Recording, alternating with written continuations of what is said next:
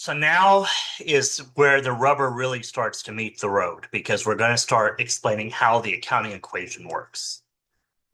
So the accounting equation is assets equal liabilities plus either net worth, or you could say assets equal liabilities plus equity. So equity and net worth being the same thing. And one way that you can think of this to help you to remember is if you take the first letters, assets equal liability plus the E in equity, it spells out ale, right? So that's the accountant's favorite drink. If you can use that to kind of remember this, because this is going to be pretty much the main thing that we're going to have to remember in financial accounting. And they'll talk later in the book, they talk about, and they mention about Newton's third law of science, that in every action there is an equal and opposite reaction. So think about the accounting equation almost like a balance. And the left side has to balance the right side, and how that, and I know it's opposite for you because of how the camera is looking, but you have to think about that, and that's how this has to work. So remember that for every transaction, there's going to be at least two entries that have the same value, and this is called double entry or double entry accounting. And in the absence of a logical opposite entry, the balance sheet then is not going to balance, and the balance sheet has to balance every time. And so the accounting equation, it is a mathematical equation in that it has to balance. And so we see that on the right side there, we see that the assets are 1,000, and we had liabilities of 700, and we'd have to have a net worth or equity of 300. And we see there then that both sides then are going to balance for the 1,000. Okay. So again, think about the accounting equation as a scale. The left side of the scale includes only the assets, and the right side includes the liabilities and net worth, or liabilities and equity. It means the same thing. The scale has to always be in balance. And we see that listed there, that we have $1,000 in assets. So we owe 700 in liabilities, and we've already paid off 300 of it. So 7 and 3 is 1,000. So we have $1,000 on each side of the scale. The scale's in balance. Now, if we received $500 in cash, then that's an increase in our assets. So recording only this increase in cash would cause our scale to go out of balance. So we have to then record that also then. But remember, the scale always has to be in balance. So we have to record that then in addition on our net worth side or our equity side. So to balance the scale, you have to ask yourself why you received the cash. If you earned it from a job, then the $500 would have to increase your net worth.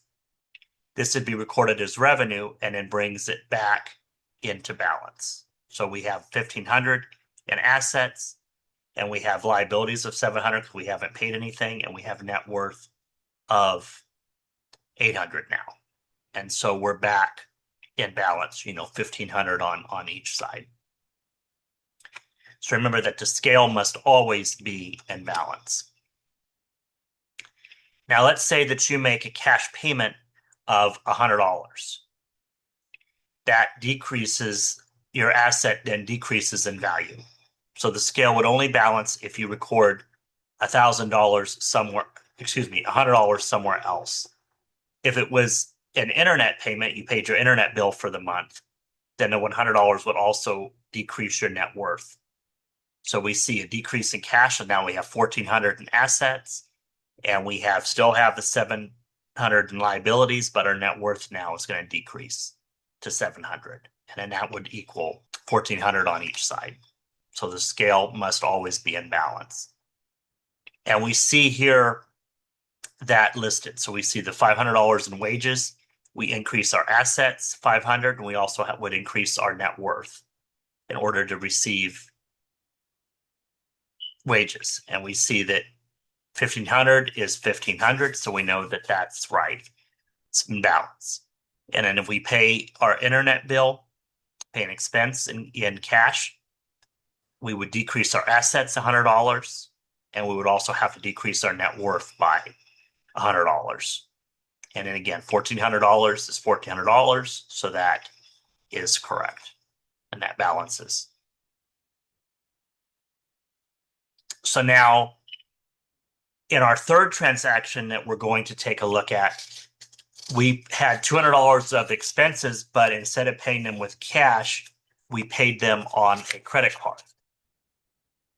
So the amount owed to the credit card would represent a liability, so we're going to have to increase our liabilities by $200.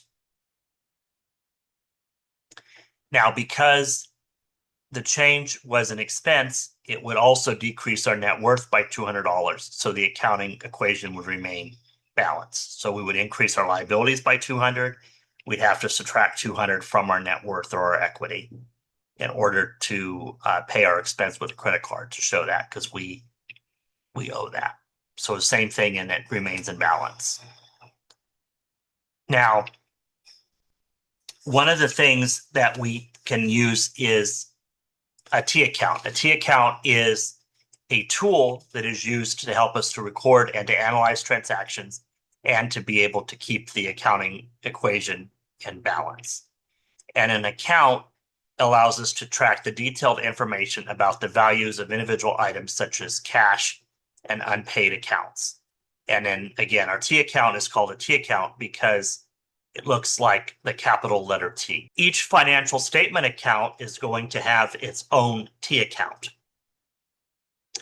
Increases are recorded on one side of the T account and decreases on the other side.